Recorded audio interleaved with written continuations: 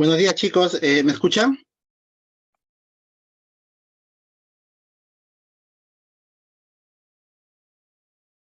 Buenos días. Profesor, buenos días. Ya. Sí, buenos días. Disculpen la demora. No pueden ingresar. Yo sé que no terminamos la clase de, de coagulación. No sé si ustedes lo llegaron a revisar.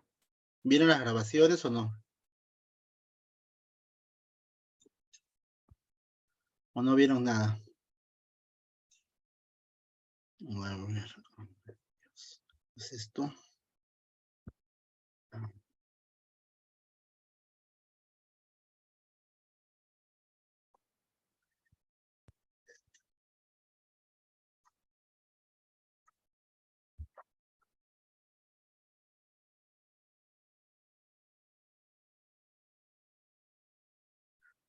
Chicos, ¿llegaron a revisar la clase de hemostasia?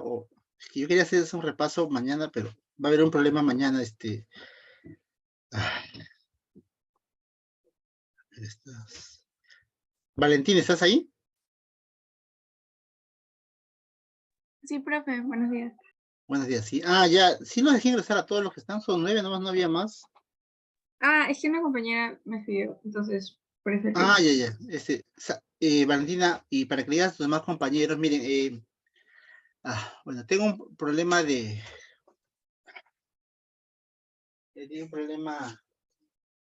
problema de salud ahora, y entonces, toda la próxima semana voy a estar de descanso médico. Ya, entonces, no voy a poder dictar en las clases presenciales, la de mañana que nos correspondía. Y estaba viendo qué manera solucionarlo, y justo he hablado con el profesor Astorga, que él es más antiguo que yo y además está más arriba conoce más de esas cosas, y bueno, me ha dicho que no hay problema porque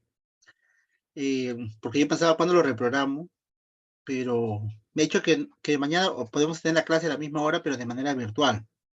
Entonces yo más tarde voy a crear un link, y seguro va a llegar a sus correos, igual te lo envío a ti, Valentina, para que lo compartas, y la clase, entonces dile a todos tus compañeros. Por ahora alguno no tiene clase después, y para que no estén saliendo apurados, o si alguno necesariamente tiene que ir a la universidad, la clase va a ser virtual mañana de 7 a 9, ¿ya? Va a ser virtual y, y en el mismo horario, Ya, profesor, está bien, ahorita mando el mensaje. ¿ya? No se vayan a olvidar, por favor, ¿ya? Entonces, lamentablemente yo tenía muchos planes porque quería ayudarles, quería explicarles algo de la coagulación, de lo que faltaba, pero no voy a poder porque el problema que tengo es justo en todo el brazo derecho, y no lo puedo utilizar. Entonces, no puedo hacer nada. Ahorita estoy volviéndome zurdo a la fuerza. Entonces,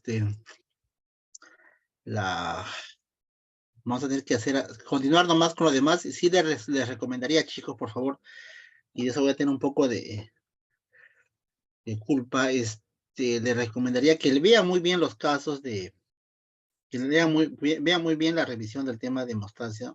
Ya creo que ni me va a poder no voy a poder actualizar nada por este problema que tengo. Y sobre todo que vean esas dos videos de Zoom pequeñas de 40 minutos cada uno, pero donde hago bastantes esquemas. Ya, y a ver, terminamos esta clase y mañana hacemos la otra, y si hacemos rápido, porque acá no voy a poder hacer esquemas, nada, sé que no me voy a demorar porque no puedo hacer prácticamente nada. Y eh, podemos realizar algún tipo de preguntas.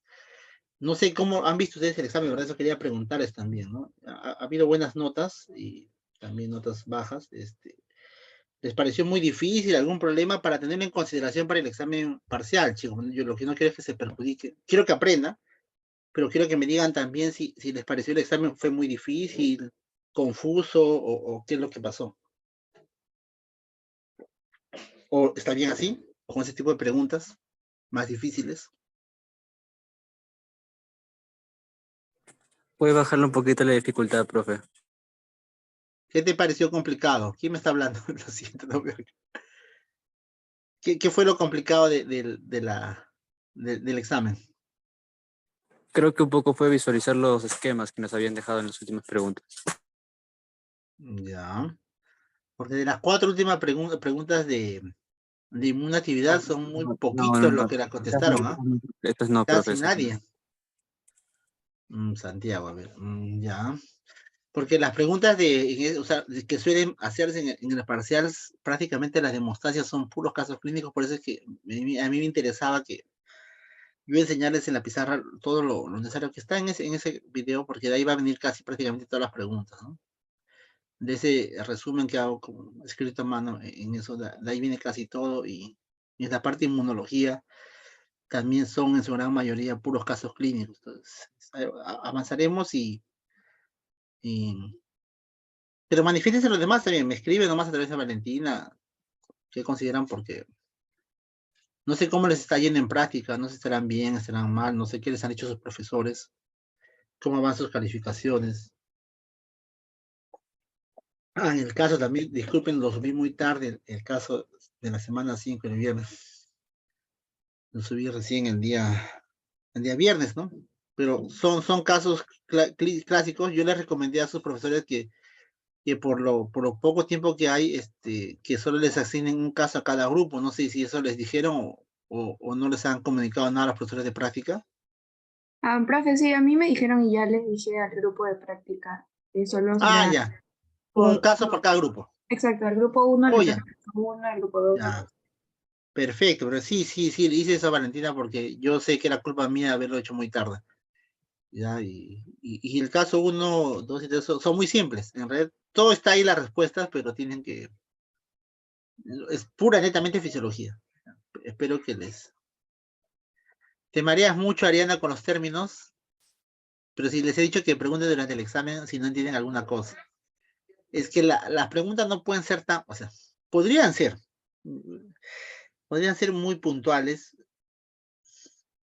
pero preguntarles, por ejemplo, a ver, ¿cuál es la célula más abundante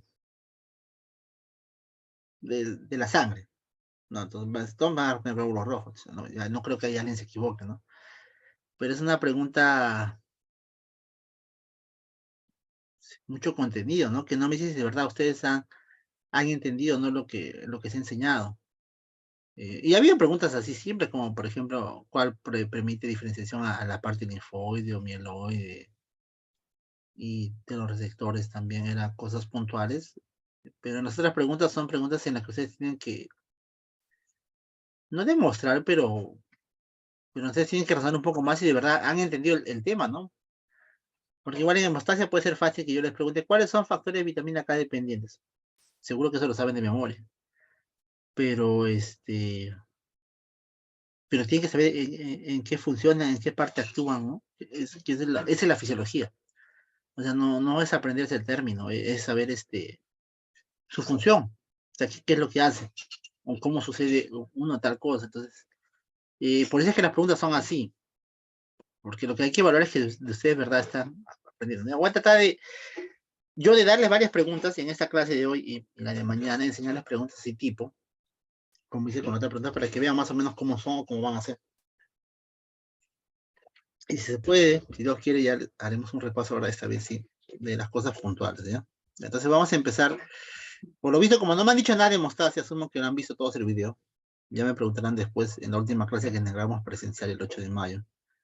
Y empecemos, ¿ya? El tema de ahora es Igual voy a subir una grabación que tengo también del ciclo anterior de las 6, de las 5, 6 y 7, pero presten atención a la clase, ¿ya? Entonces, porque en sistema inmune innato, que es el tema de hoy, no es complicado, pero lo que pasa es que hay bastante información. Bastante información. Entonces, si algo no entiende, como siempre les digo, pregunten, nomás no necesitan levantar la mano, incidan su audio, contar que no incidan su audio cuando están haciendo otras cosas, pero para preguntar no tengo ningún problema. Entonces, sí se está viendo la presentación, ¿no? Sí, sí, se ve. Ya, entonces, estas 3 últimas clases de sistema inmune van a tratar en tres clases, prácticamente todo el capítulo del libro de Lavas, pero, y otras cosas más, y el primero es innato, el segundo es adaptativo, y el tercero es netamente inflamación, junto con todas las particularidades y alteraciones que ocurren en la inmunidad en la senectud, en el embarazo, y también las alteraciones de la sangre en diferentes etapas de la vida, ¿no? Que son conceptos que también deben tener algunos claros. Hay que, más que todo, ahí sí tener algunos conceptos puntuales, ¿no? Y ahí sí hay un poco más de memoria que de fisiología.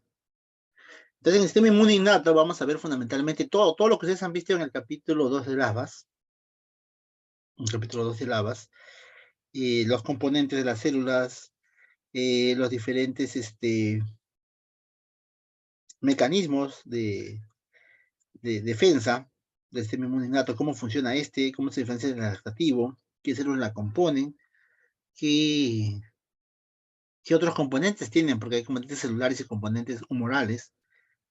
Y ahí es muy importante que ustedes tengan bien claro, y siempre le digo a todos los alumnos cuando esta parte, de la parte de innato, aparte de saber macrófago, neutrófilos, funciones, es que ustedes aprendan muy bien lo que es el sistema del complemento.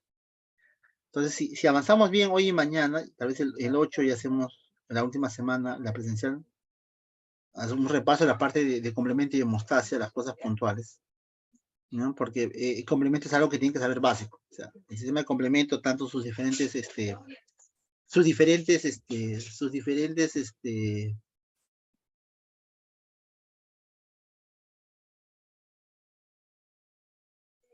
las diferentes etapas las diferentes maneras de activación del complemento y cómo actúa es fundamental. Y eso tienen que saberlo al revés y al derecho.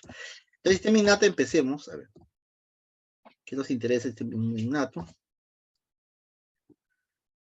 El sistema inmunológico en sí es un sistema muy complejo, muchas células, muchas moléculas, cada uno con diferentes roles, lo cual hace que a veces sea difícil de aprender, ¿no? Sin embargo, académicamente se ha organizado de diferentes formas, ¿no? Y esto de innato, adquirido, es la manera más fácil de aprender. Entonces, el sistema innato, como su mismo nombre lo dice, son una inmunidad que ya desde el nacimiento lo tenemos y no requiere del contacto previo con ningún otro tipo de microorganismo, ¿no? Entonces, son sistemas que ya desde su nacimiento, células que pueden reconocer un agente extraño, un agente externo, un agente dañino, sin haber conocido previamente, ¿no? Es todo lo contrario de la inmunidad adquirida específica, donde el contacto previo con el agente extraño es fundamental. Entonces, en la inmunidad innata hay tres, vamos a ver, lo vamos a dividir en tres formas importantes, ¿ya? Uno son las barreras externas, que son las barreras físicas, la piel, las mucosas. Otro mecanismo de defensa es la fagocitosis, que viene a estar dada por las diferentes células que participan del sistema inmune innato. Y finalmente vamos a ver la parte humoral, sobre todo las proteínas del complemento. En este gráfico lo que ustedes tienen que prestar atención o aprender bien, interiorizar bien el conocimiento es que la inmunidad innata es la primera en aparecer. Si ustedes ven ahí en la línea roja, apenas inicia la infección o un agente extraño ingresa al cuerpo, el primero en responder es el sistema inmune innato. Rápidamente va a llegar a su pico en cuestión de días y luego decrece hasta que finalmente el sistema inmune adaptativo es el que se hace cargo. Entonces, el sistema inmune innato formado por macrófagos, neutrófilos, células dendríticas, células NK, mastocitos y eosinófilos son fundamentales en esta etapa, ¿no? Pero lo que tiene que quedar bien claro de aquí es que siempre el sistema inmune innato es el primer mecanismo de defensa.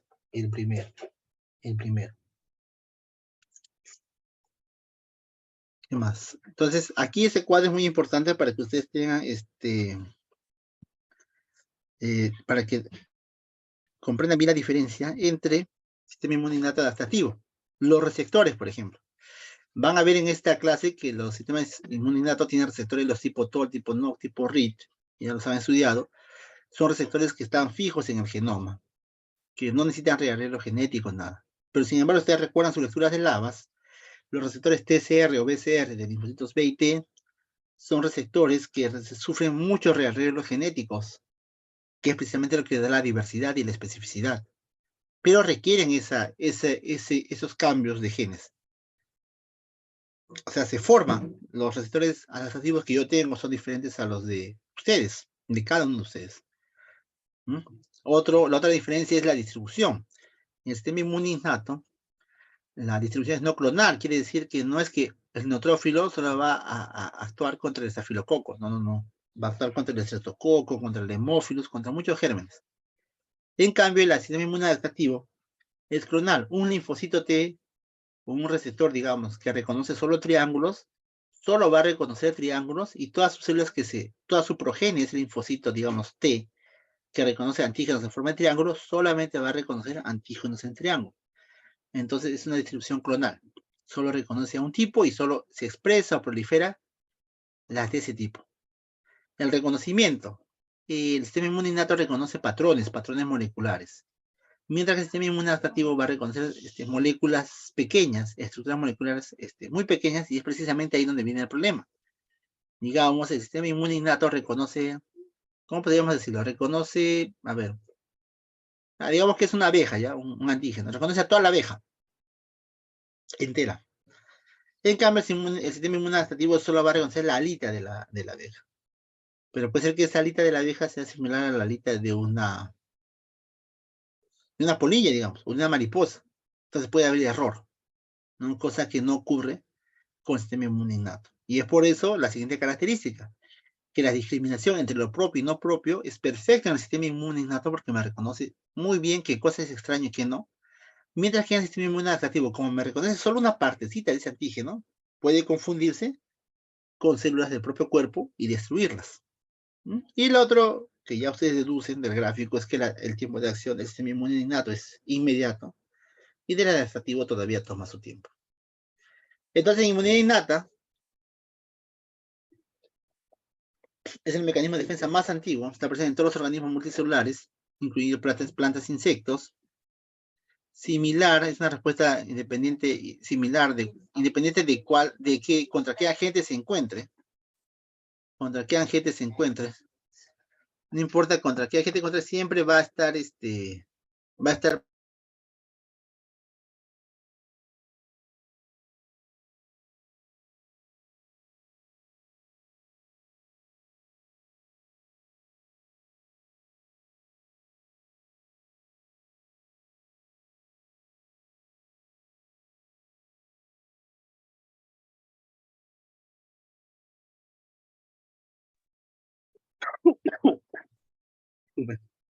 Entonces, en la respuesta inmune innata va a utilizarse algunas células, elementos como las células fagocíticas, los NK, ¿sí?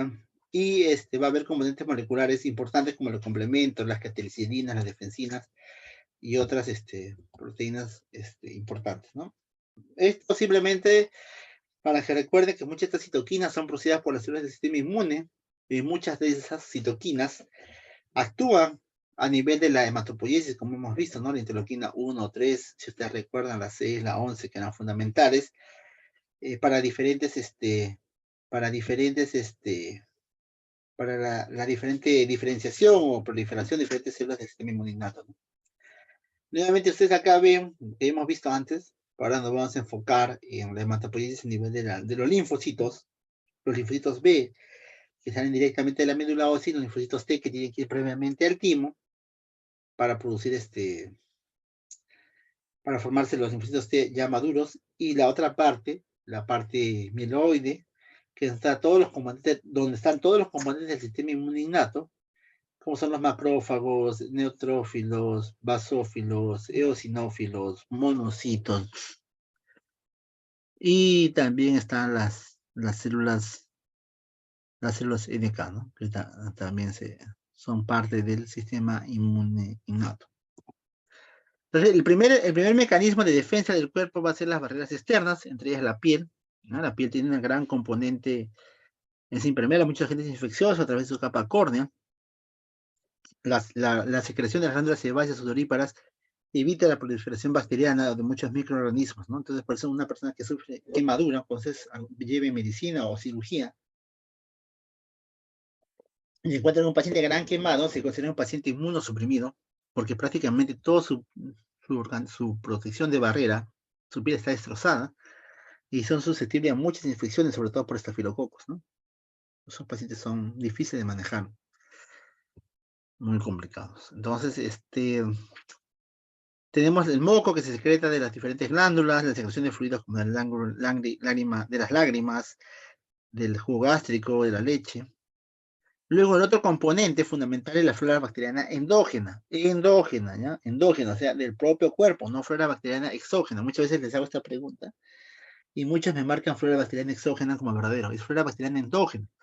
Es una flora bacteriana que ha crecido, muchas veces influenciado por nuestros hábitos alimenticios dentro de nuestro tubo digestivo, y son patógenos, mayoría bacterias, pero bacterias beneficiosas que ayudan a mantener, a evitar que patógenos, que bacterias o hongos patógenos proliferen en las cavidades, ¿no? Proliferen en las mucosas.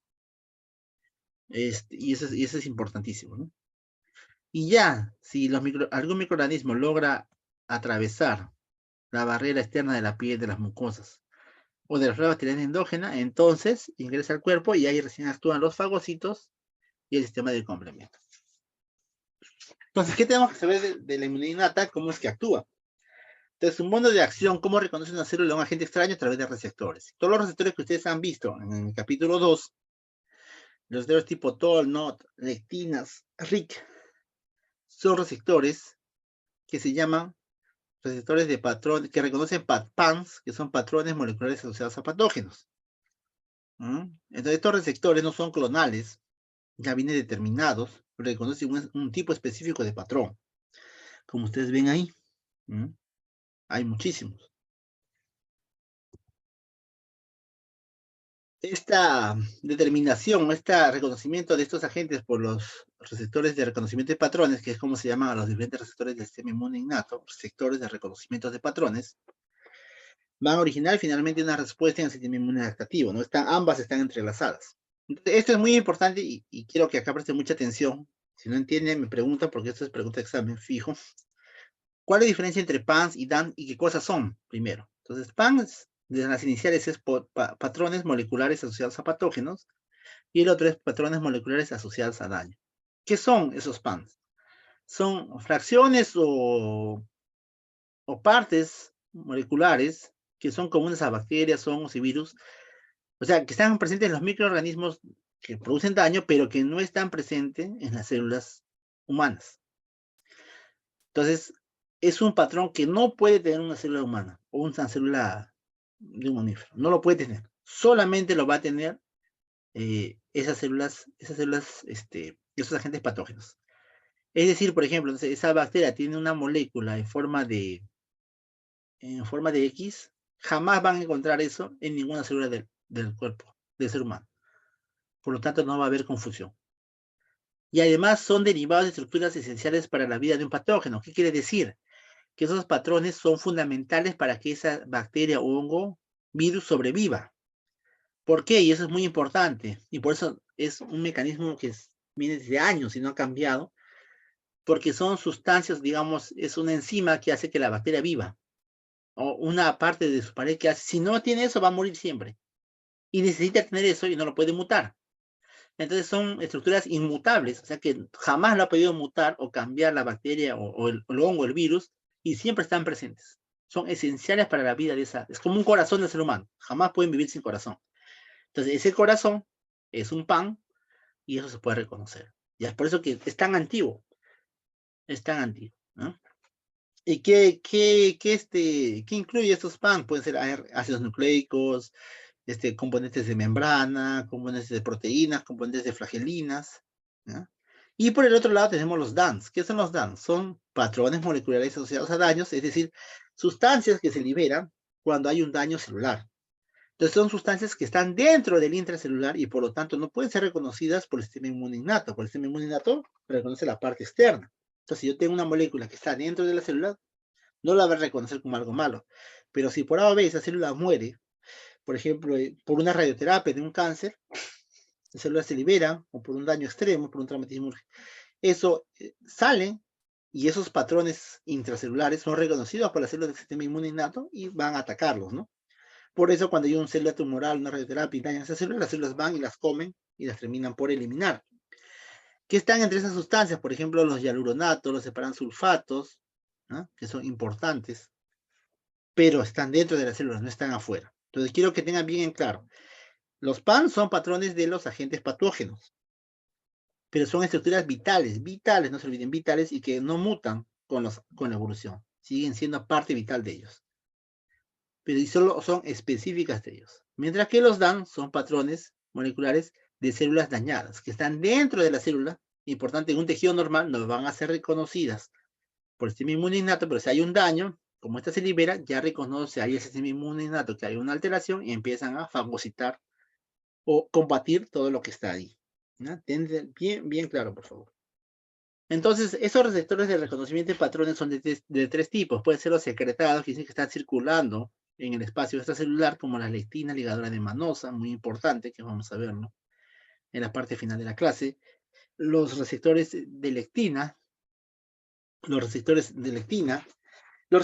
endocíticos, que son receptores que detectan un antígeno y lo fagocitan, como por ejemplo los receptores barrenderos o scavenger, que también los han visto ustedes ya en sus lecturas, o los receptores de señalización como los NOL, NOT, que lo que hacen es al activarse, emiten una señal intracelular y finalmente provoca la activación de células o provoca la producción de producto, la fosforilación de un factor de transcripción, tantas cosas, ¿no? Que vamos a ver a continuación. Dentro de esos receptores tenemos el TOL, los RIG, los NOT, los de lectina, los barrenderos, los scavenger. ¿Y qué son los fagocitos? Los fagocitos son células que tienen una capacidad de reconocer células extrañas y endocitarlas, como mi nombre lo dice, a través del receptor. ¿Mm? A través del receptor. Entonces ustedes ven ahí una célula que se come esa bacteria oxonizada, se la come, la digiere y luego la elimina. ¿Qué es oxonizada? Quiere decir que esa bacteria está recubierta por moléculas que hacen mucho más fácil su reconocimiento por las células del sistema inmune innato. Tenemos dos tipos de fagocitos: los polimorfos nucleares, neutrófilos, eosinófilos, basófilos, y los mononucleares, monocitos, macrófagos y células dendríticas. Esto ya hemos visto antes y hemos conversado de la granulopoiesis, que es donde se forman los granulocitos o los neutrófilos o eosinófilos y basófilos, ¿no? En promedio dura 7 a 10 días. No se olviden que la importancia de esto era la aparición de diferentes tipos de gránulos, como van a ver ustedes aquí, ¿no? Lo que nos interesa de esta parte es que ustedes sepan que a diferencia de la serie eritroide, donde el glóbulo rojo va madurando y va cambiando su color porque hay mayor cantidad de hemoglobina, lo que ocurre en la neutropoiesis o en la mielopoiesis o en la granulocitopoiesis es una adquisición progresiva de vesículas que contienen agentes que combaten a los agentes patógenos, ¿no? Sustancias mucho más, digamos, mortales para las bacterias, para los hongos.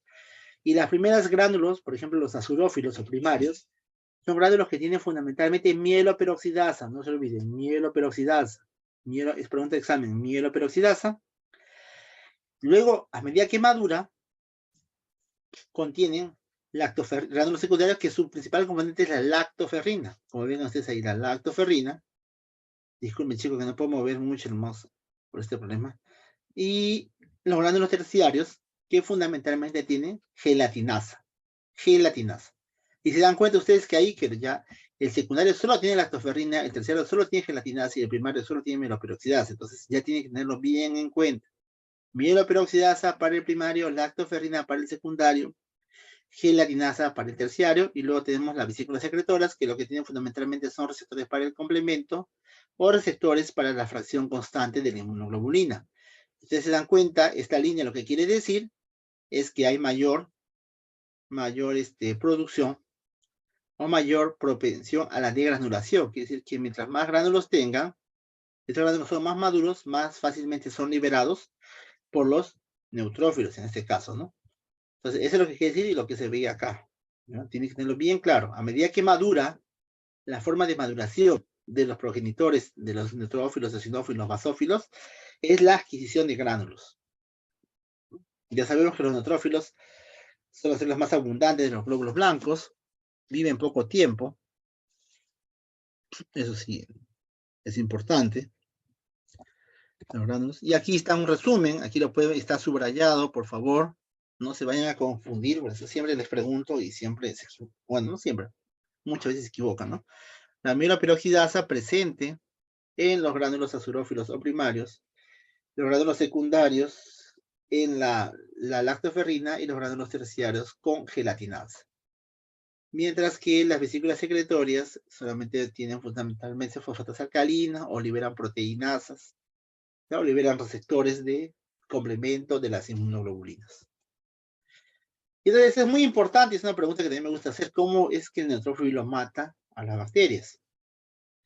Lo mata de tres formas, o la mata de tres formas.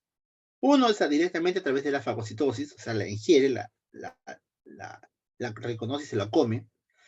Otro es a través de la degranulación de esos gránulos, sobre todo secundarios y terciarios, son eliminados hacia el exterior y esos gránulos se encargan de matar a la bacteria, en este caso, digamos. Y el otro es a través de los NETs. ¿Qué son los NETs? Los NETs son, escuchen bien, las trampas extracelulares de neutrófilos. Es decir, son esta célula, digamos, este neutrófilo, como no ha podido acabar con esta bacteria, digamos, contra un estreptococo, no la ha podido matar, se ha peleado y no la ha podido eliminar, ¿qué hace? En último término, se suicida y libera su contenido de ácido nucleico. Ese contenido de ácido nucleico con histonas está adherido además a péptidos antimicrobianos. Es como una malla, una red que atrapa a la bacteria, la inmoviliza y permite que las proteínas antibacterianas, antibactericidas, hagan su efecto y las destruyan, ¿ya? Entonces, esos son los NET. No se olviden, chicos, ¿ya? Luego, ¿cómo hace la fagocitosis en neutrófilo? El neutrófilo, durante su acción de fagocitar, no es que se lo come, eso va a un fagolisosoma, se une un lisosoma y en ese lisosoma hay sustancias o componentes que hacen que el neutrófilo vaya eliminando constantemente. Primero se liberan, como ven ahí ustedes, las especies reactivas de oxígeno, que ya hemos hablado antes, que destruyen a esta bacteria poco a poco. Si no es suficiente, los péptidos antimicrobianos actúan. Si no es suficiente, las proteinasas. Si no es suficiente, las hidrolasas. O si no, empieza a actuar la lactoferrina, que secuestra el hierro, por ejemplo, la lactoferrina, y destruye le quita su alimento y hace que la bacteria se muera, ¿no? Entonces, ese fagolisosoma es importantísimo. Importantísimo porque permite ahí que todas las sustancias actúen dentro del lisosoma, no se olviden. Tienen que tenerlo bien claro. Todo esto ocurre dentro de una vesícula, que es el fagolisosoma. No ocurre en el citoplasma. Si esto ocurriera en el citoplasma, se destruiría la célula. Solo ocurre dentro de la vesícula, ¿ya? Y siempre eso yo les pregunto y les especifico. Por ejemplo, ustedes ven aquí un paso muy importante, son las especies reactivas de oxígeno.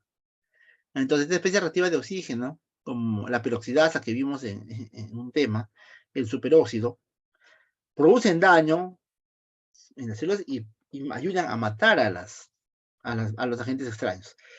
Entonces, hay una enzima que ustedes ven ahí en verde, que es la NADPH oxidasa. ¿Qué hace esta enzima? Transforma el oxígeno en especies reactivas de oxígeno, en peróxido, y esto hace que cambie el pH de la célula, se activen del interior de la vesícula, disculpen, no de la célula, de la vesícula, y hace que se activen muchas proteinasas, como la gelatinasa y otras sustancias que terminan destruyendo a la bacteria. Entonces, eso es fundamental. Entonces, ese estallido de oxígeno, aparte de dañar directamente a la célula, también activa, a través de la liberación de protones, activa las diferentes enzimas para que destruyan a la bacteria. Entonces, hay enfermedades, o mejor dicho, hay una enfermedad que van a verla en la práctica, esa no lo voy a cambiar, en la práctica 7, que es la enfermedad granulomatosa crónica, donde en ese caso hay una lesión o una alteración de esa enzima de la NADPH oxidasa, y esos niños, porque es una enfermedad genética congénita, no producen, entonces sus células se comen a la bacteria, digamos, pero no la pueden degradar, no la pueden matar. Entonces la bacteria se queda ahí y sigue viviendo. Dentro de la célula viven. Entonces, ¿qué hace estos niños o las células de estos niños con esta enfermedad? Se unen entre ellas para tratar de matarla, pero al final no hacen nada porque su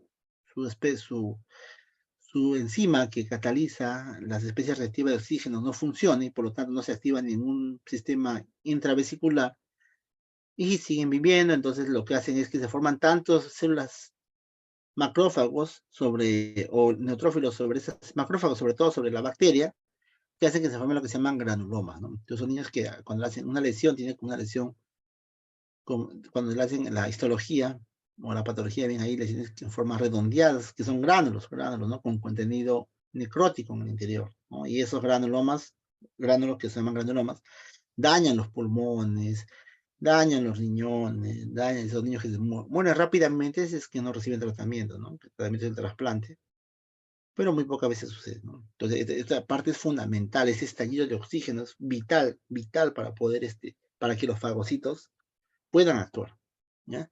Y este neutrófilo también tiene la función de interactuar con muchas cosas, ¿no? A lo largo de esta exposición van a ver ustedes muchas diapositivas que dicen interacciones. ¿Por qué? Como les dije al inicio, tanto el sistema inmune innato como adaptativo interactúan entre ambos. O sea, ambos se estimulan, se favorece para que la respuesta inmune sea mejor.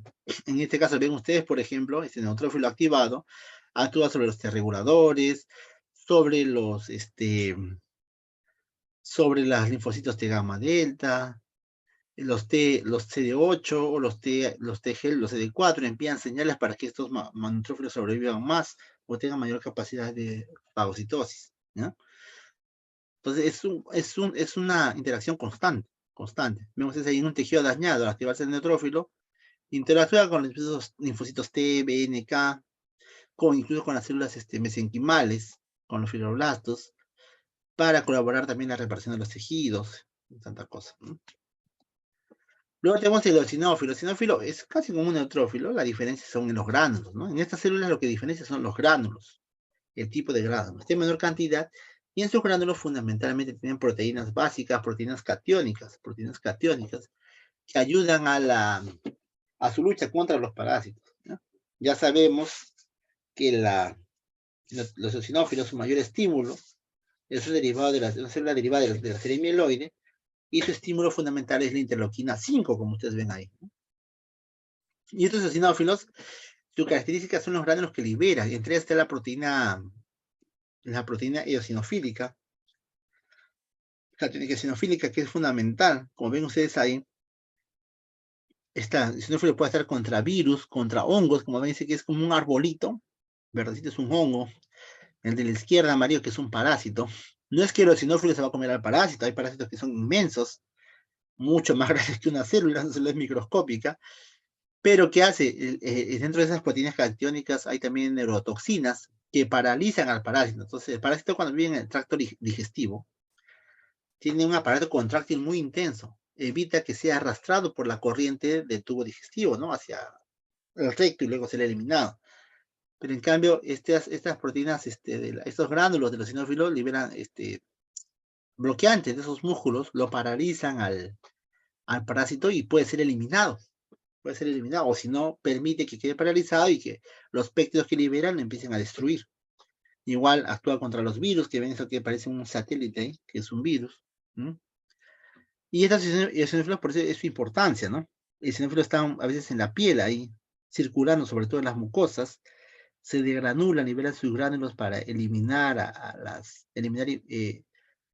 el estímulo de la inmunoglobulina A, eliminan a los diferentes patógenos que pueden estar ingresados. En este caso, por ejemplo, es el tracto digestivo. El tracto digestivo, también los eosinófilos también pueden eliminar su ácido nucleico, como ven ustedes ahí en el gráfico dice C.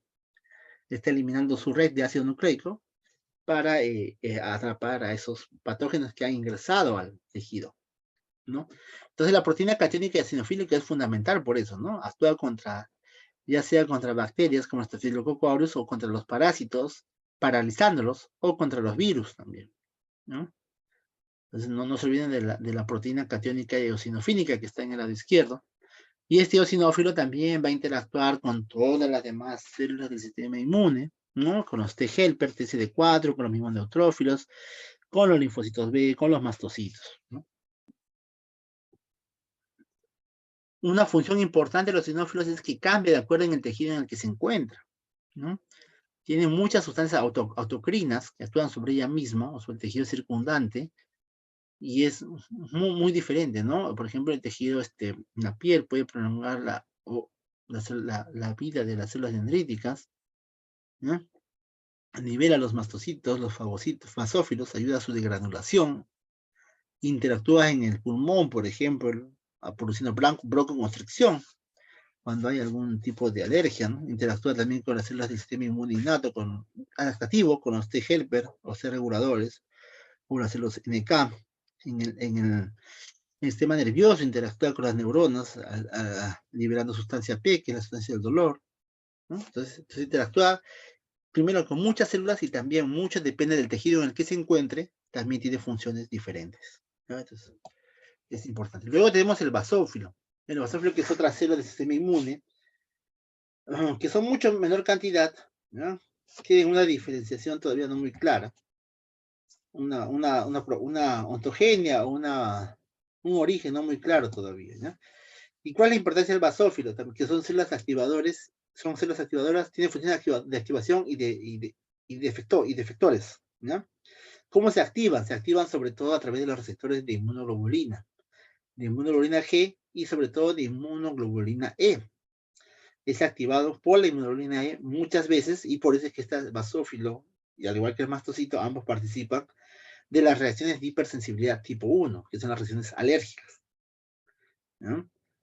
Y además tienen función de efector y liberan gran cantidad de gránulos, sobre todo derivados de los eicosanoides, como los leucotrienos, que tienen una función en los vasos, aumentando la permeabilidad vascular, o la histamina, que también es un vasodilatador y produce gran pérdida de líquido de la sangre, ¿no? La liberación de interleuquina 4 o quimioquinas que atraen a las células del sistema inmune. Entonces, tiene una doble función, ¿no? Tanto de activador como de efector. Y algo muy importante en los basófilos, en muy particular, es que los basófilos también pueden jugar un papel como células presentadoras de antígenos. Si bien no son unas células presentadoras de antígenos profesionales, como los macrófagos, los linfocitos B o las células dendríticas, estas de aquí pueden tener un efecto como basófilos, sobre todo interactuando de dos maneras. Como ven ustedes en el gráfico A, puede ser liberando interleuquina 4 y de esa manera estimulando que el linfocito T tenga una mejor respuesta ante una célula dendrítica, o si no, como ven en el gráfico B, ella actuando directamente, el basófilo actúa directamente como una célula presentadora de antígeno, es decir, lleva el antígeno, se lo presenta al linfocito T y también de paso libera interleuquina 4, hace un doble efecto, ¿no? Entonces los basófilos tienen ese papel muy importante, ¿no? Y recuerden lo que suele ser pregunta también de los exámenes, ¿no? Nuevamente para reforzar esa parte, ven ustedes ahí cómo el basófilo liberando interleuquina 4 mejora el proceso de presentación de antígenos, y ellos también por sí mismos pueden ser células presentadoras de antígenos. Luego tenemos el mastocito. El mastocito también es una célula similar al basófilo, solo que está presente mayoritariamente en los tejidos. Se puede derivar de muchas maneras, desde la médula ósea, incluso algunos mencionan que migra primero a otros órganos periféricos, linfoides periféricos, y de ahí recién se desarrolla, ¿no? Se desarrollan por completo. ¿Y cuál es la diferencia con estos mastocitos? Estos mastocitos están en los tejidos. Y entonces tienen gran importancia cuando ingresa un agente patógeno a través, por ejemplo, de la piel o del tejido digestivo. Como ven ustedes ahí, por ejemplo, cuando hay un estímulo de la inmunoglobulina en el E o G en el receptor, estos proliferan y van a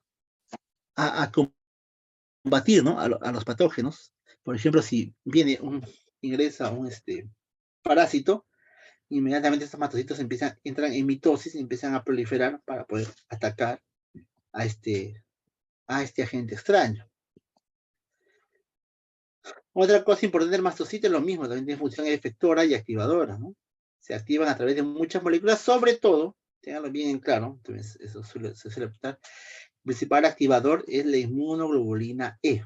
La inmunoglobulina E más el antígeno, o solo la inmunoglobulina E por sí sola, activa el mastocito. Y otra cosa particular del mastocito es que puede ser activado por cambios de presión, por agentes físicos. Por ejemplo, cambios de presión o de temperatura pueden activar también al mastocito. Pueden activar también al mastocito. Y este mastocito, una vez que está activado, puede liberar diferentes mediadores de sus gránulos, ¿ya? Histamina, si recuerdan, es muy similar a lo que liberaba el basófilo, ¿no? Pero dije que son muy similares. Leucotrienos también derivaba el basófilo, las serotoninas también, la heparina también liberaba el basófilo, ¿no? Son casi primos hermanos, solo que uno está en la sangre fundamentalmente y otro está en el tejido. Entonces no olviden esa característica especial del mastocito que puede activarse a través de la temperatura o de la presión, ¿no? De activadores físicos. Y también interactúan sus productos contra diferentes patógenos, parásitos, hongos, virus, bacterias, ¿no?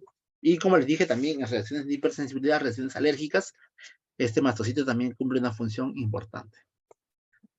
Y eso lo ven aquí, por ejemplo, en la diferencia del cuadro 1 y 2, ¿no?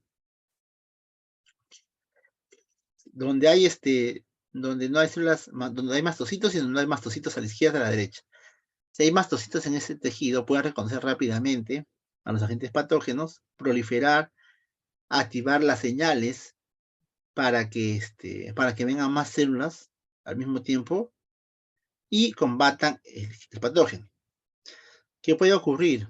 Puede ocurrir también que haya ya un daño, van a ocurrir las células, pero si dan cuenta, cuando están los mastocitos presentes, esa respuesta es controlada. Si bien acuden bastantes células inflamatorias, el epitelio no se hiperplasia como ocurre en el lado izquierdo y no hay tanto daño. Quiere decir que los mastocitos, aparte de su función contra la defensa, también intervienen mucho en que la remodelación del tejido o el daño del tejido circundante a donde ocurre la lesión no sea tan grave. No sea tan grave, ¿no? Regula la respuesta inmune, en otras palabras, regula la respuesta inmune. Entonces, no solo participa de ella de manera efectora, eliminando a los diferentes patógenos, sino también regula para que esa respuesta no sea excesiva. Ustedes tienen que estar bien en claro, chicos, bien en claro, que el tema inmune es como las bacterias o cualquier patógeno, es como una batalla, ¿no? Por un lado, digamos, los buenos, que es el sistema inmune, por otro lado, los malos. En ambos se pelean, hay heridos y muertos. Pero una vez que el sistema inmunológico controla a los malos, debe parar, tiene que parar. Entonces, porque si sigue actuando, digamos, ya empieza a matar inocentes o a dañar propiedad ajena. La idea es que si te pelean con ellos en la pista, ahí nomás queden todos los muertos heridos, no que se vayan entrando a las casas matando a otras personas. Eso tiene que ser regulado. Entonces, como siempre les digo, las moléculas son células, son moléculas, se tienen que comunicar, tienen que interactuar a través de diferentes citoquinas. Por eso existen los linfocitos T reguladores, existen los macrófagos reguladores, existen en este caso los mastocitos que hacen esa función, que evitan que esa respuesta inmune, una vez que ya hizo su objetivo, que la finalidad es matar o evitar que ingrese o que haga daño en las células, el agente extraño, no es dañar el tejido circundante. Que puede haber un poco de efecto colateral, puede haber, pero no puede ser excesivo, ¿no? Entonces, ahí actúan los reguladores del sistema inmune, y una de esos reguladores, o una función que se ve que puede tener el mastocito, es precisamente esa, ¿no? Regula esa respuesta inmune para que no sea exagerada. Y el mastocito, al igual que las demás células, también interactúan con las demás, ¿no? De diferentes formas, en el dolor, con la sustancia P, con las prostaglandinas, activa las células endoteliales, y con las células dendríticas, gran cantidad de interacciones, ¿no? Contrae el músculo liso, por ejemplo, muy importante, muy importante. Por ejemplo, en broncoespasmo, en el asma, que es como una reacción alérgica, puede haber esa contracción del músculo liso.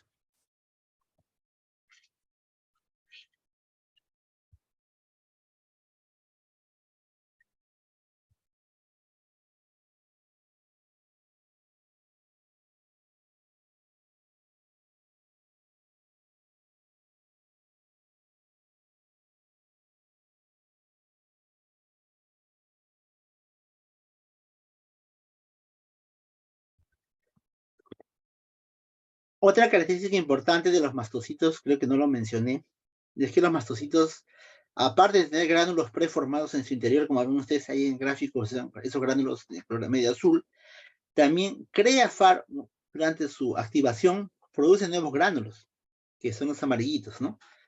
Entonces esos gránulos iniciales interactúan con el sistema inmunolactativo y luego cuando se activa empieza a formar nuevos mediadores preformados, nuevos derivados del ácido araquidónico y que van a producir otra acción específica contra los patógenos, ¿no? Entonces, ese es algo muy particular también de los mastocitos, que son células un poco especiales.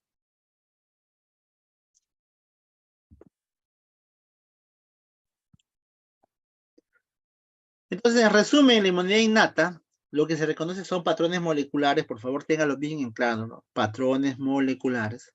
La respuesta no es clonal, ya les he dicho, un macrófago, o mejor, un neutrófilo en este caso, puede reconocer un montón de bacterias, no solo una específica. Tiene una respuesta directa contra el agente agresor y también estimula la respuesta adaptativa. Luego los fagocitos mononucleares, donde están los monocitos, macrófagos, células dendríticas, ya tienen otra particularidad, también pueden fagocitar, pero tienen una labor más de supervisión, de regulación, ¿no? Y además muchas de ellas son células presentadoras de antígenos. Eso ya lo saben ustedes, como lo presentan a través de las moléculas del complejo mayor de histocompatibilidad. Histocompatibilidad. Y la primera célula importante es el monocito. Muy importante, muy característica. Presten atención a este gráfico. Presten mucha atención. Ya, el monocito, cuando circula en la sangre se llama monocito, cuando va a los tejidos se llama macrófago. Primera cosa que tienen que tener claro. En la sangre los monocitos sobreviven poco tiempo, nomás 3 días en promedio. Pero cuando se vuelven macrófagos y residentes y viven en un tejido pueden vivir meses, incluso años. También tienen gránulos, pese a que no se ven. Y ese monocito que sale a la sangre periférica, si ustedes se dan cuenta, puede seguir 2 caminos. En la parte superior ven ustedes ahí que dice CSR2 negativo, CD62L negativo, X3CR1 gran cantidad, high, negativo, high o low, como y en el de abajo todo lo contrario, ¿no? Todo lo contrario. Entonces ya saben ustedes que los CD son marcadores de superficie, pero si dan cuenta, los monocitos que no tienen o carecen del CCR2, que es el receptor de quimioquinas 2, son aquellos que van a migrar hacia los tejidos, y se van a convertir en esos macrófagos residentes, como las células de Kupffer, como los macrófagos esplénicos, como los macrófagos alveolares, como la microglia, como los osteoclastos. Mientras que aquellos monocitos que expresan gran cantidad de CD14, y además son positivos al receptor de quimioquinas 2, son los que van a migrar hacia los tejidos que están dañados, hacia donde se produce la inflamación, ¿ya? Entonces, si les pregunto, ¿no? ¿Qué macrófago, qué monocito? El monocito que expresa CCR2 se convierte en un tejido, en un macrófago residente, es falso, ¿no? Son los que no expresan CCR2. Aquellos que expresan CCR2 son aquellos que se convierten, que van usualmente a combatir directamente los tejidos inflamados, ¿no? Y es algo lógico de deducir porque el CSR, como su nombre lo dice, es un receptor de quimioquina. ¿Y qué son las quimioquinas? Las quimioquinas son moléculas que atraen a las células del sistema inmune hacia un tejido donde hay daño, ¿ya? Entonces, estos monocitos, muchos de ellos se pueden transformar, necesitan el factor estimulante que clona granulocitos monocitos como factor para poder proliferar. Son células presentadoras de antígenos, ¿ya? Y cuando maduran, se pueden convertir en células dendríticas monocitoides. Ustedes ven aquí el desarrollo de los monocitos, ¿no? De la serie monocítica, de la línea monocítica. Cómo se transforman algunos en monocitos inflamatorios, que son los que van a ir hacia los tejidos donde hay inflamación, y los monocitos están los monocitos o macrófagos residentes. Y muy importante que sepan, en este caso sí tienen que aprendérselo, los macrófagos cuando están en los tejidos reciben diferentes nombres. Por ejemplo, en el hueso se llama osteoclasto, en el sistema nervioso central microglia, en el pulmón macrófago alveolar, en el hígado célula de Kupffer, en el tejido conectivo histiocyto. Entonces, y el vaso son los macrófagos esplénicos, ¿no? Tienen diferentes nombres. Todos son macrófagos, sino que son específicos porque incluso sus formas cambian como ustedes pueden ver ahí, dependiendo en qué tejido se encuentre, ¿no? Y cumplen diferentes funciones, aparte de las de solamente defensa.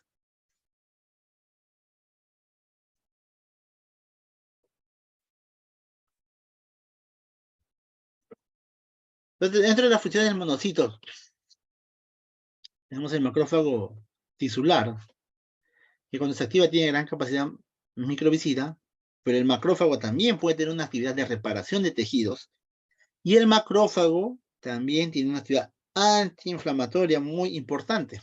Y esto es precisamente algo que vamos a ver en las siguientes diapositivas. Entonces, el macrófago es una célula mucho más grande, con gran capacidad fagocítica, que puede formar en algunas ocasiones, como les mencioné cuando hablamos de NASP oxidasa, células gigantes multinucleadas para poder combatir algún agente que es muy fuerte, que no es fácil de vencer. Que no es fácil de vencer. Ven aquí, la fagocitosis del macrófago ocurre muy similar a lo que ocurre en el neutrófilo. En el neutrófilo, tal vez la importancia más importante, la característica más diferencial es la gran producción de óxido nítrico. Los macrófagos producen mayor cantidad de óxido nítrico, que difunde, es más inestable y que produce también mayor daño en los agentes patógenos. ¿Ya? Interactúan junto con el superóxido, pero también tienen presente el sistema NADPH oxidasa, el sistema de la mieloperoxidasa.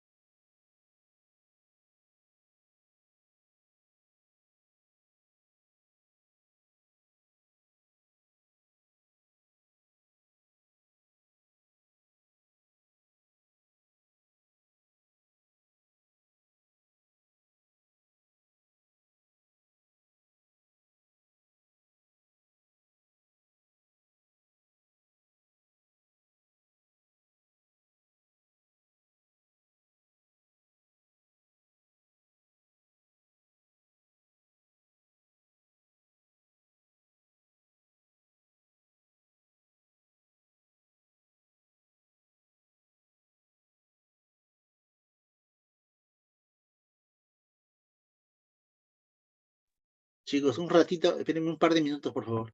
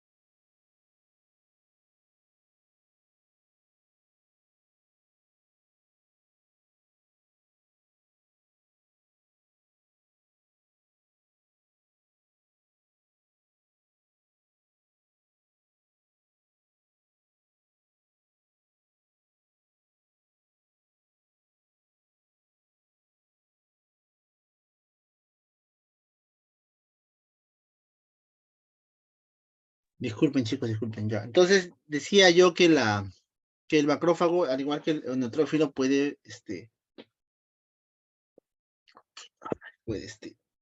puede tener ese efecto fagocítico a través de una pH oxidasa, pero otra cosa importante en ellos en particular es la presencia de óxido nítrico.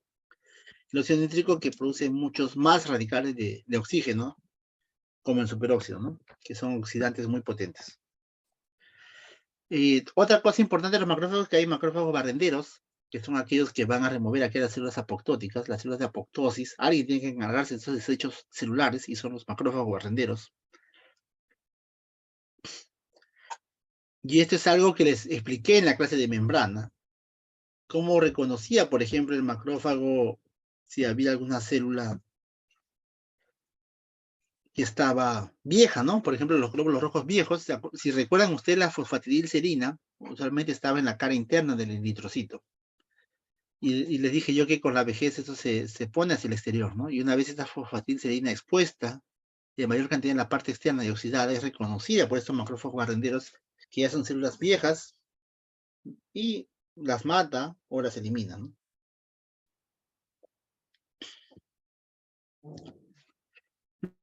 Luego, esto es muy importante. Vamos a ver nuevamente en inflamación, pero por favor, esto también quiero que lo tenga bien en claro, chicos. Ya bien en claro. No es que haya dos tipos de macrófago. Bueno, sí lo hay, pero digamos es dos macrófagos, pero un mismo, o sea, morfológicamente es la misma macrófago, solo que la función que hacen es completamente diferente. En un lado tenemos el macrófago tipo 1, que ustedes han visto eso en su práctica, si no me equivoco, en la lectura 3 o 2 de Lavas, y el macrófago tipo 2. Ambos se activan por diferentes vías, uno por una vía clásica, el primero, a través de los linfocitos de TH1, y los otros por los TH2, la vía alternativa. ¿Cuál es la diferencia? Que los macrófagos tipo 1, que ustedes ven ahí, ¿qué hacen? Son macrófagos fundamentalmente inflamatorios. Entonces, cuando ocurre una inflamación, ocurre un ingreso de agente extraño, la respuesta mayoritaria es una respuesta TH1 de los linfocitos T que vamos a ver, pero del tipo 1 que vamos a ver mañana. Activan estos macrófagos que tienen una función más fagocítica y de combatir. Pero luego que ya eliminan al agente exógeno patógeno, se activa la respuesta TH2 y los macrófagos que se activan, los nuevos macrófagos que se activan más en una función más de regulación. Y son los macrófagos M2 que ven ustedes ahí, que son más que todo antiinflamatorios. Entonces, una manera fácil que ustedes aprendan es el tipo 1 es proinflamatorio y el tipo 2 antiinflamatorio. Y como ven ustedes ahí en el gráfico, el tipo 2 libera fundamentalmente interleuquina 10, que es una citoquina inhibitoria por excelencia. Mientras que el macrófago tipo 1 libera interleuquina 1, C, factor de necrosis tumoral, que son citoquinas proinflamatorias. También algún tipo de macrófago tipo 2, no muy claramente diferenciado, también interactúa mucho o actúa mucho en la reparación del tejido, ¿no? Interactúa con los fibroblastos, con los fibrocitos para la reparación de los tejidos. Entonces tengan muy en claro, por favor, la diferencia entre macrófago tipo 1 y tipo 2. ¿No? Aquí en este gráfico simplemente van a ver ustedes también los diferentes tipos de macrófagos de los tejidos, cómo se llama cuando está en el riñón, en el cerebro, en los ojos, en los pulmones, ¿no? Que ya hemos visto antes, ¿no? Y como les dije, aparte de las funciones del macrófago, tienen funciones especiales o muy diferentes, ¿no? Por ejemplo, los que están en los pulmones, aparte de toda su defensa, eliminan el polvo o cualquier alergeno que ingresa por esa vía. Los de macrófagos del vaso, particularmente eliminan a los eritrocitos viejos, es algo importante. Los del estómago eliminan a los patógenos enteropatógenos, ¿no? Entonces, tienen aparte funciones importantes. En el hueso participan en la reabsorción de los huesos, ¿no? Entonces, esos son fundamentales. Aquí ven ustedes la interacción entre los macrófagos y el tejido y los fibroblastos o fibrocitos, ¿ya?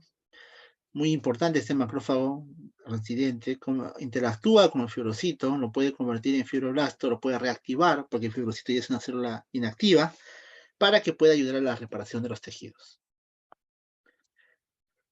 Luego tenemos las células dendríticas. Las células dendríticas son células prestadoras de antígenos profesionales, que pueden tener dos orígenes, tanto linfoide como mieloide. Son células muy capaces para captar y procesar antígenos, ¿no?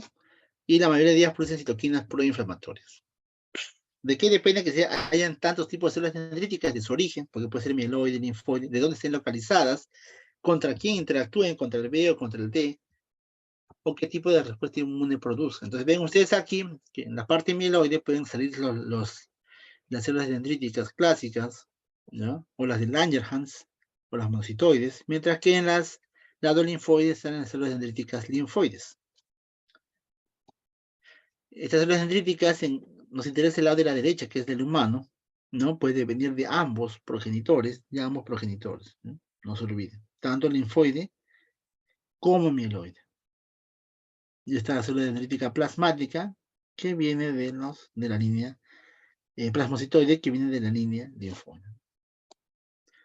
Vemos aquí nuevamente, la célula dendrítica plasmocitoide deriva de los progenitores linfoides, mientras que las células dendríticas clásicas derivan de la línea mieloide. ¿Verdad? Lo ven aquí nuevamente, en este gráfico de la derecha. Línea linfoide, célula dendrítica plasmocitoide.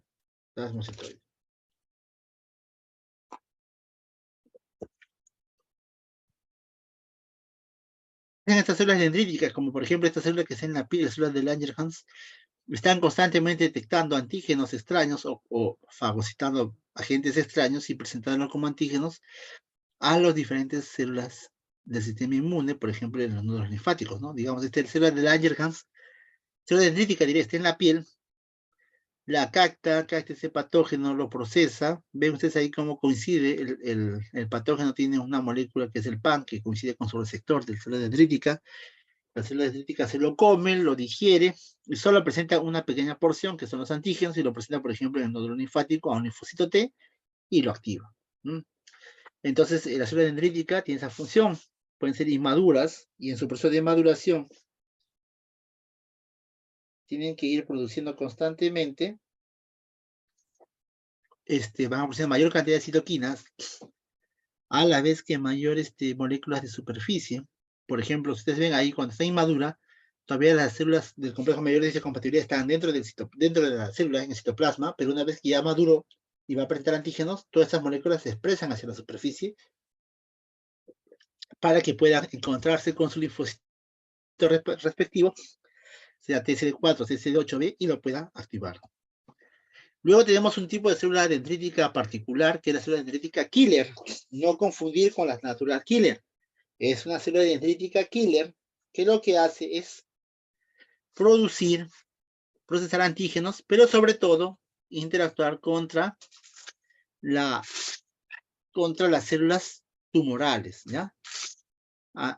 Produce destrucción o muerte de células tumorales mediadas por células dendríticas. Esas son las células dendríticas killer. Células dendríticas killer, fundamentalmente relacionadas con las células tumorales. Luego tenemos las células NK.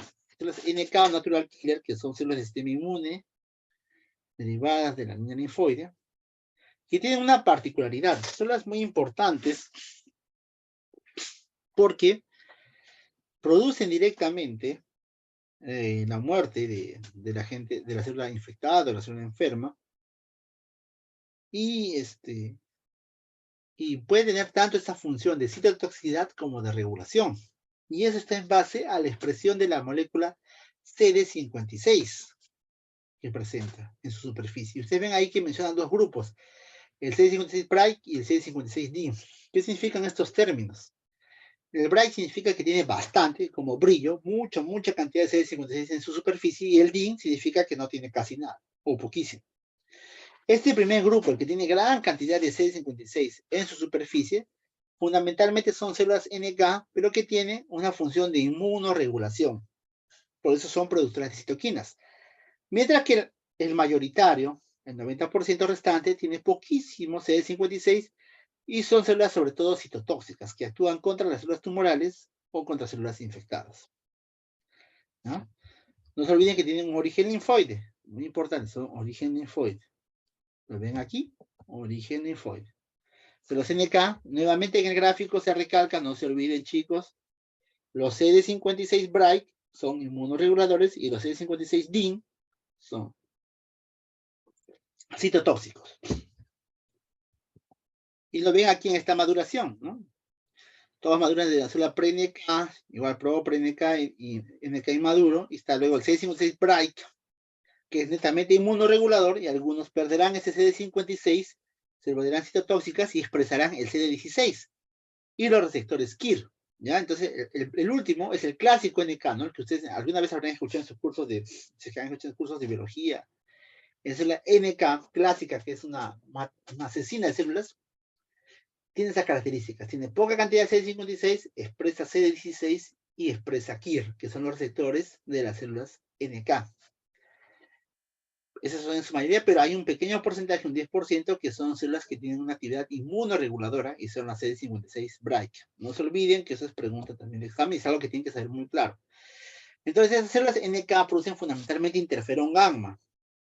Este interferón gamma activa los TGLP1, que vamos a ver en la siguiente clase, son un tipo de linfocito T, un subtipo de linfocito T, que es el que interactúa en la clásica respuesta inmune que ustedes conocen, ¿no? Que ustedes conocen, que es la que clásicamente se conoce que actúa contra virus, bacterias o patógenos intracelulares. Una vez que se activa esta respuesta TH1, también se activan los macrófagos y las presentadoras de antígenos. Entonces es estimulada también por manocitos, macrófagos dendríticas, y su receptor principal es el NKG2D.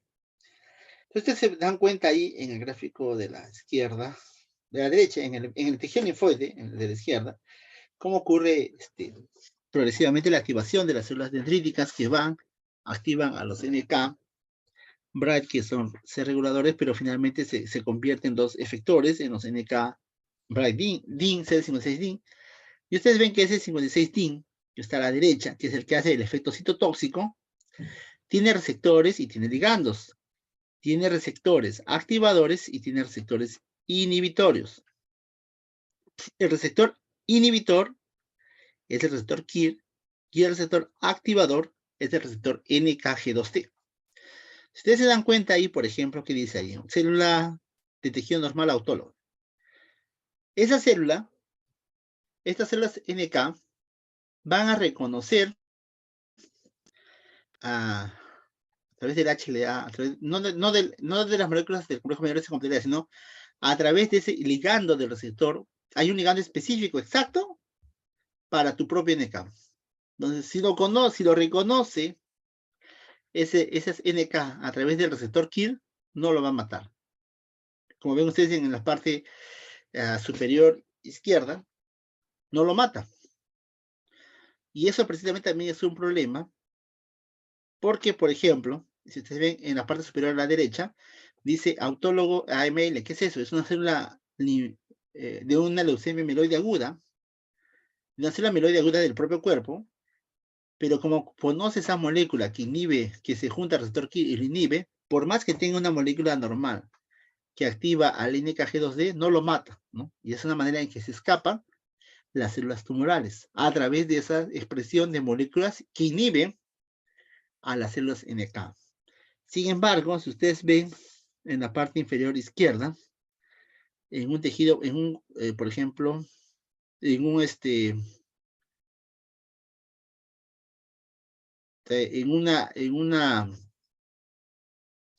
tejido haploidéntico no compatible, con un KIR no compatible, ¿qué sucede? No lo reconoce, pero tampoco no lo activa, no le hace daño. Pero, sin embargo, si es una leucemia mieloide aguda y yo le he hecho un trasplante de otra persona, un trasplante haploidéntico, este receptor de células KIR, como no está inhibido, porque son completamente diferentes, hay una diferencia entre los KIR, pueden activarse y matarlo, ¿no? Quiero decir en otras palabras que este NK es particular por eso, ¿no? Porque tiene un receptor inhibitor y un receptor activador. Y no solo basta, es importante, no solo el activador, sino el inhibidor, porque si hay una célula que se puede escapar del control de esta célula, de este sistema inmune, de esta parte, de esta etapa, es que esa célula mala exprese un ligando inhibidor y por lo tanto lo reconoce como tal, como si fuera una célula sana, el NK, y no lo mata, ¿no? Esa es una manera de lo que escapan los tumores. Y es también la base de los trasplantes. Los trasplantes haploidénticos que se hacen, por ejemplo, para los casos de leucemia, las personas que no tienen un donante, un hermano compatible, se puede ser de los padres o de algún otro familiar. Y esa diferencia entre los receptores KIR permite que, digamos, la célula NK que se va a producir producto del trasplante, va a reconocer esas células tumorales y las va a destruir. ¿Ya? Entonces tiene que tener muy claro que estas células NK son muy importantes. Muy importante. Tal vez en este momento no lo tengan muy en claro, no les presten mucha atención, pero a medida que avancen en sus años de formación y vean enfermedades, y sobre todo roten en hematología, oncología, muy interesante, estas células van a recordar estas células nuevamente, ¿no? Esta parte no lo suelo preguntar, así que, porque es un poquito más, pero las partes previas, estas sí. ¿Ya? Tienen que saber al menos los dos tipos de población. Acordarse también que la célula NK a través del C16 también puede activarse por anticuerpos y destruir. Eso lo vamos a ver más adelante en nuestras clases. Y destruir las células, ¿no? No está mencionada acá, pero el NK, falta esa diapositiva, mata. ¿Cómo mata la célula? También la mata directamente, pero libera gránulos como lo hace el neutrófilo, el macrófago o el sistema NASPH oxidasa. No, lo que hace el NK fundamentalmente libera perforinas y granzimas. Perforinas, que como su mismo nombre lo dice, son sustancias que hacen un hueco en la membrana de la célula mala, una célula dañada, perfora, y a través de esa perforación permite que las granzimas, que son unas sustancias que alteran el ADN, activa el ciclo de la caspasa y produce la destrucción del ácido nucleico y posteriormente la destrucción de la célula, ya sea infectada o de la célula tumorada. ¿Ya? Entonces, no se olviden, esa función del NK, cómo es que mata la célula, es muy similar al CD8 citotóxico, a través de las perforinas y de las granzimas. Luego tenemos otro tipo de células innatas, como las células supresoras derivadas mieloides. Su mismo nombre lo dice, son células inmunosupresoras de origen mieloide, que como lo ven ahí van a inactivar tanto las células NK como los linfocitos T. Están también, son objeto de estudio en la ontogenia, ¿no? En la oncogénesis. El campo de la oncología y hemato-oncología en general es interesante. Se van descubriendo nuevas cosas y una de ellas son estas células supresoras, ¿no? Algunos tumores estimulan la producción de estas células supresoras de manera que, como ustedes ven en su efecto final, evitan la formación o la activación de células NK o células T, porque al fin y al cabo el cáncer, el tumor, es un escape, es una huida que han tenido que la célula tumoral ha escapado al control inmunológico, ¿no? A esa policía que está constantemente controlando que nada se salga de control. Eso es lo que ocurre en las células tumorales. Las células tumorales escapa, ya sea por mutaciones y muchas veces por alteración del mismo sistema inmunológico, ya sea a través de la liberación de proteínas o estimulando la proliferación de células supresoras. Hay otras células innatas, sobre todo antiparasitarias, como las células NUT, las FAC, pero esa parte no es muy importante en este momento. Y esa parte es fundamental, la parte del complemento. En la parte del complemento, en la parte de los efectos humorales, de los péptidos antimicrobianos, está los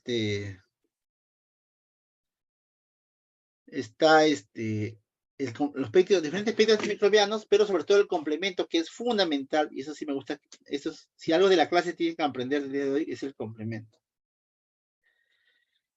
Y el complemento es importante porque es un conjunto de proteínas que se van a activar por 3 vías diferentes, ¿no? Por la vía clásica, la vía alternativa o la vía dependiente de Manosa. ¿Cuál es el objetivo final de este conjunto de proteínas que se activa? El producto final es que se lleve que se forme, que haga 3 efectos. Uno es la lisis celular a través del complejo de ataque de membrana. Otro es la formación de quimiosinas como el C5A y el C3A. Y el otro es el efecto de oxonización que se produce a través de la molécula C3B. Entonces, ustedes ahorita lo ven un poco etéreo, Pero lo que significa es que estos complementos, estas proteínas que van del C1 al C9, a medida que se van transformando, degradando, lo que van a hacer es producir un complejo ataque de membrana que está compuesto por las moléculas C5 al C9, y que es lo que finalmente va a destruir a una célula dañada. Va a hacer un hueco en la célula y va a producir un shock osmótico y se va a destruir. Y además, estos productos, los productos de las células, además del complemento, como el C3b, es un gran oxonizador, y el C3a y el C5a son grandes producen quimioquinas, son fundamentales.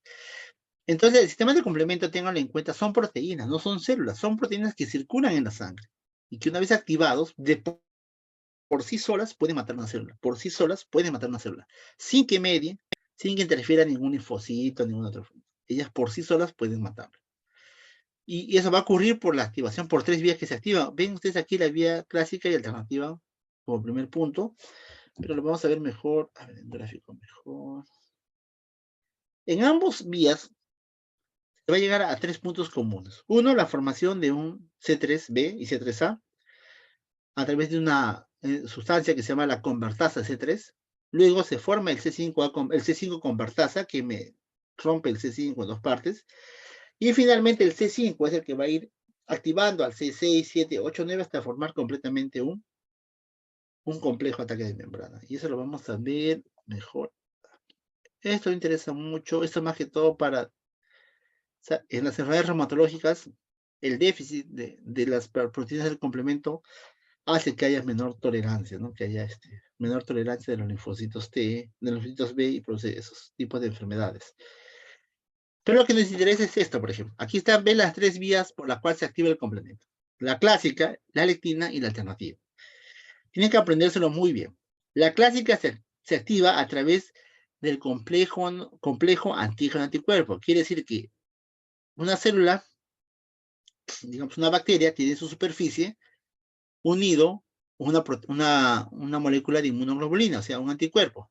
Inmediatamente el C1, digamos el complemento 1, reconoce esa unión antígeno-anticuerpo y se empieza a activar. Se activa hasta finalmente producir una C3 convertasa, que es el C4b2b o 2a, y eso activa el C3 activa el C5 ya con el C9, de C5 a C9, como ven ustedes ahí en la figura del medio, forman el complejo ataque de membrana y destruyen a la célula. Ese C3 mismo, el C3b, es un gran activador de la fagocitosis porque oxoniza a los agentes extraños, y el C3a y el C5a son grandes atrayentes, son quimiotaxinas o quimioquinas que atraen a las células inmunes hacia los tejidos dañados.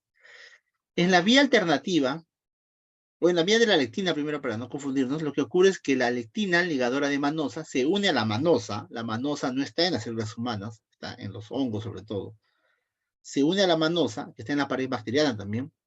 Al unirse a la manosa, se forma un complejo de lectina manosa que activa directamente al C4, al C2. Es muy similar al C1, solo que no interviene el C1. Y luego siguen el mismo camino. Pero en cambio la vía alternativa es completamente diferente. La vía alternativa, la molécula de C3 es una molécula altamente inestable, se rompe fácilmente, incluso por hidrólisis, contacto con el agua produce hidrólisis espontánea.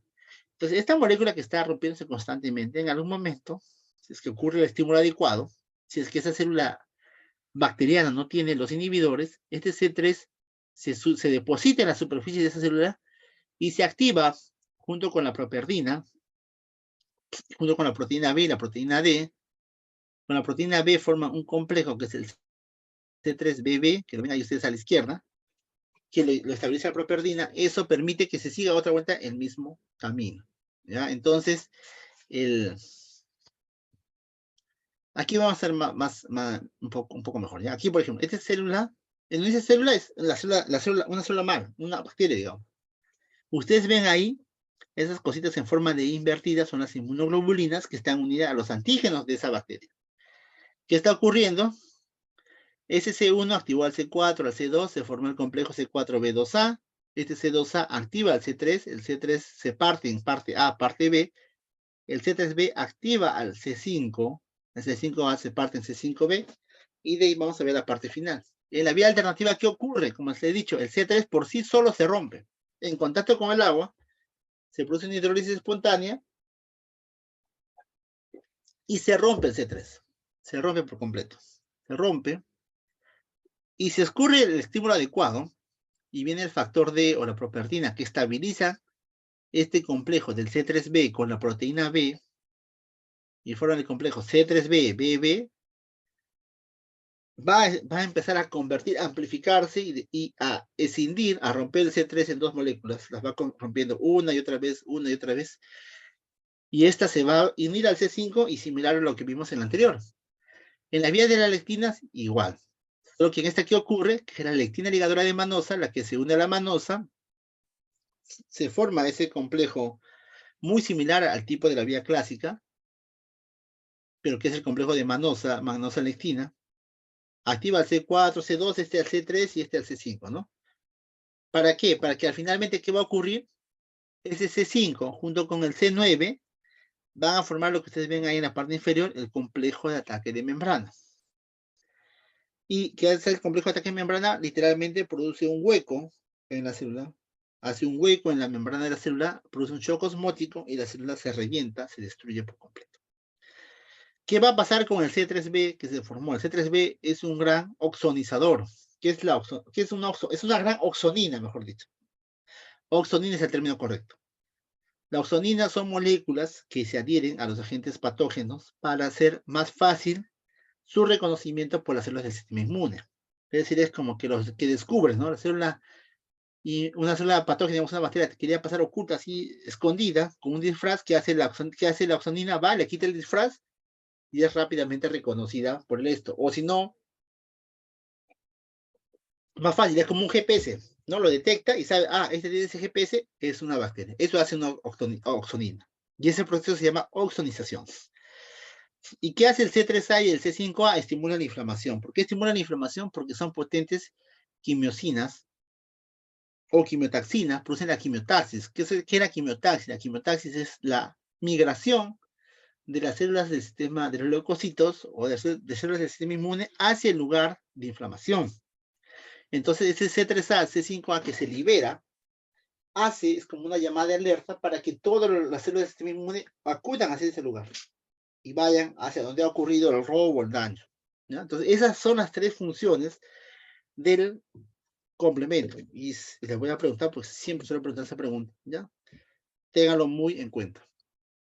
¿Qué más tenemos? Tenemos péptidos antimicrobianos, por ejemplo, las defensinas, catelicidinas.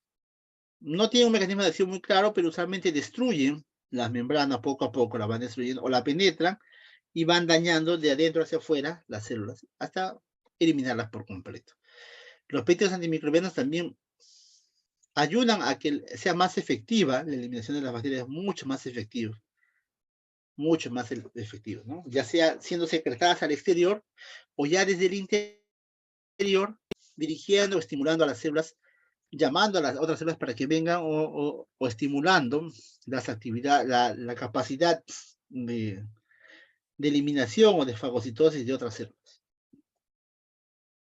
Luego tenemos las proteínas de fase aguda, de las que hemos hablado un montón de veces, si recuerdan, desde la primera clase. Siempre les pongo de ejemplo cuando hablamos de la velocidad de sedimentación globular, que las proteínas de fase aguda son, como por ejemplo la ferritina, la tolobina, el fibrinógeno, estimulan a la respuesta inmune, estimulan la respuesta inflamatoria, sobre todo la inflamación aguda, ¿no? Son las que producen la fiebre y muchos otros efectos más, ¿no? Entonces, eso es fundamental. ¿Qué función a este inmune innato? Macrófagos, células dendríticas, tienen funciones específicas. Las NK, no se olviden, tiene, aparte del rol citotóxico clásicamente conocida, también está el rol inmunoregulador. Ya luego tenemos componentes moleculares como los péptidos, también que son los restantes fases agudas, que también cumplen una función en la célula. Por ejemplo, esta pregunta dice: ¿la vía de la lectina se activa por? No se olviden que se activa de forma espontánea. No, esa es la vía alternativa. ¿Se activa por la activación del complemento C1? No, esa es la vía clásica. ¿Solo se activa con bacterias? No, porque también los hongos también tienen manosa. ¿Es dependiente de anticuerpos? No. ¿Reconocimiento de residuos de manosa en la superficie de bacterias? Ajá, esa es la respuesta correcta, la C. ¿No, chicos? Lean esa parte. A ver, ya tenemos un par de minutos. Quiero mostrarles una cosa. Ya que les estoy fallando en las clases últimamente. Mire, por ejemplo, algunos tipos de preguntas que suelo hacer más que solemos.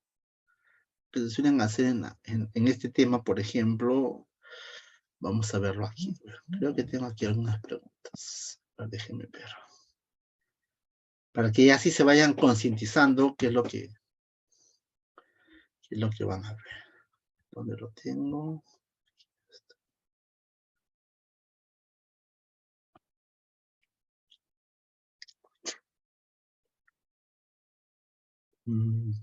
¿Dónde se va a ver? Hoy no puedo buscar con este mapa.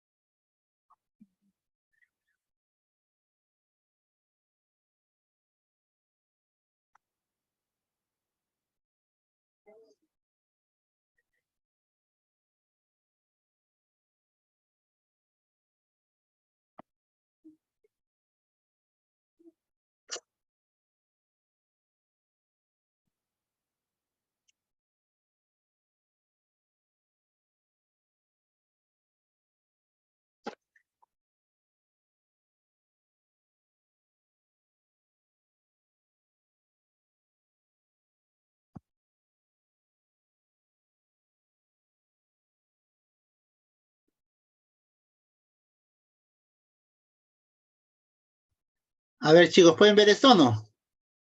Sí, sí se ve, profesor. Ya, por ejemplo, así son los tipos de preguntas de la semana. Aunque sí no voy a aprender, esto de correlacionar era muy fácil. Por ejemplo, así, ¿no? Más o menos, lo que hablamos, eso es de gráfico de ejercicios, ¿no? Por ejemplo, los receptores, con quienes se actúa, ya lo saben. El proteína 1A, 2A con el colágeno, el 1B con el bombílebra, ¿no? Eso tienen que saber. El P2Y con el ADP, la prostaglandina que produce vasodilatación, el trombosana que produce vasoconstricción. O pueden ser preguntas así también, de verdadero y falso. ¿Ya? ¿Con qué se evalúan las diferentes pruebas? Pero tienen que haber escuchado la clase, ¿no? En vez de factor 7 se evalúa con TTP, saben que es falso porque es con el TP.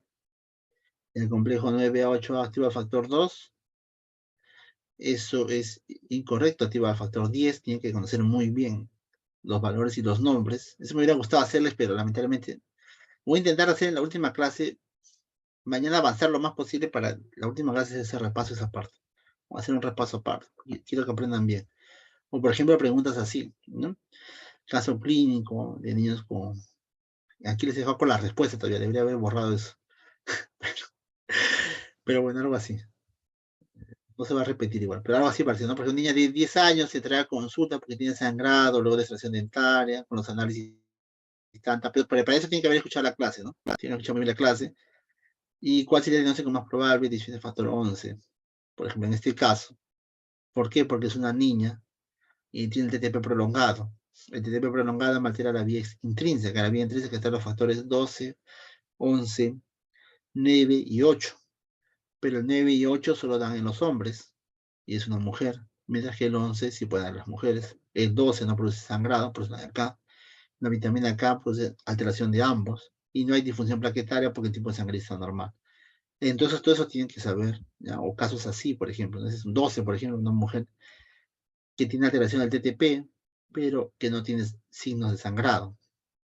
El déficit factor 12 produce eso, ¿no? Alteración de las pruebas, pero no produce sangrado. Sangrados anormales, ¿no? Y así suelen ser las preguntas, hay muchas. Luego de la clase 5, por ejemplo. A ver,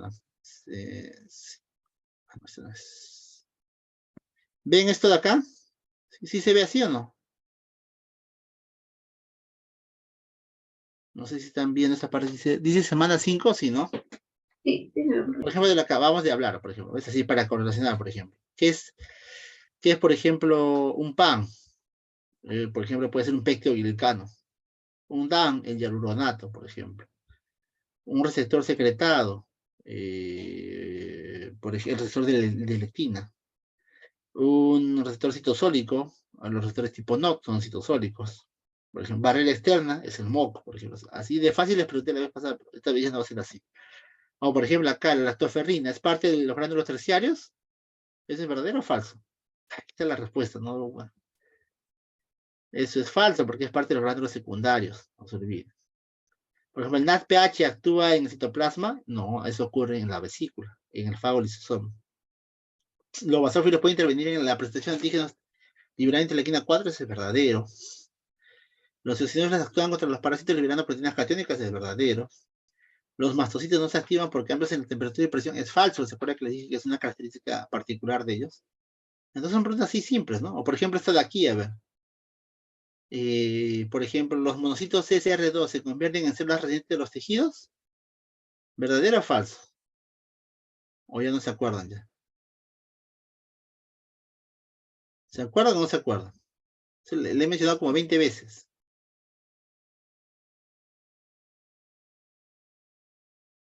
Nada. ¿No se acuerdan, chicos? Acabamos de hablar hace 20 minutos sobre eso.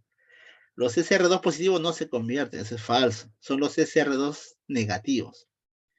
Por ejemplo, los macrófagos M1 secretan mediadores antiinflamatorios. ¿Es verdadero o falso? Valentina. Falso. Falso. Porque son proinflamatorios más bien. La célula dendrítica killer actúa contra células infectadas por retrovirus. ¿Es verdadero o falso? Falso, en células tumorales, no se lo olvide. Los CD56 Bright, inmunoregulador, es verdad, pero es falso que son CD16. El CD6 son negativos. Entonces, eso tiene que tener bien en claro. O sea, no lean solo la primera parte, tienen que leer todo completo. Por ejemplo, este enunciado hasta aquí es verdad, pero esta última parte es mentira. Porque los CD16 solo están en los CD56 DIN, en los citotóxicos. Entonces, las preguntas suelen ser así. ¿Qué más preguntas en el tipo 5? ¿Hay casos clínicos? No suelo poner casos clínicos en la pregunta 5, pero ahora creo que sí voy a poner. Ya, chicos, entonces tienen que leer muy bien sus clases, por favor. Como les digo, discúlpenme, pero esa es cuestión imprevista, que no voy a estar mañana nuevamente. Y haremos la última, pero trataré de mañana de avanzar. Conéctese temprano. Avanzaremos lo más rápido, un dato que es largo, adaptativo. Y una parte de inflamación, de modo que en la última clase que espero estar presente, el 8 de mayo, ya hacer lo último que falta de inflamación y hacer un repaso de lo que es hemostasia y todo lo que es complemento, ¿ya? Y si hay algún repaso adicional ya veremos. No están tan mal en sus notas, chicos, o sea, sinceramente no. No sé cómo están en su práctica. Pregunte sus notas cómo están para que me informe y también tenerlos en consideración a ver cómo va a ser su examen parcial. Chicos, no se olvide, por favor, Valentina. Solo han estado 10 de ustedes. Han faltado 25, creo, porque son como 35 ustedes. Diles, por favor, que se conecten. Bueno, que vean después igual. Estas son cuestiones. Pero mañana sí deberían estar todos, porque al fin y al cabo es la hora de su teoría. Por favor, diles, Valentina, yo voy a crear el link de Zoom y te lo envío, o si no, igual va a aparecer en su Canvas, pero probablemente te lo envío para que les insistas. Mañana es la clase virtual, para que no vayan por gusto a la universidad, por favor. O sea, si van por otra cosa, van, pero para que no se olviden que es virtual. ¿Ya, chicos? Bueno, nos vemos mañana. Cuídense. Chao, chao. Gracias, profesor. Chao, profe. Adiós. No, gracias.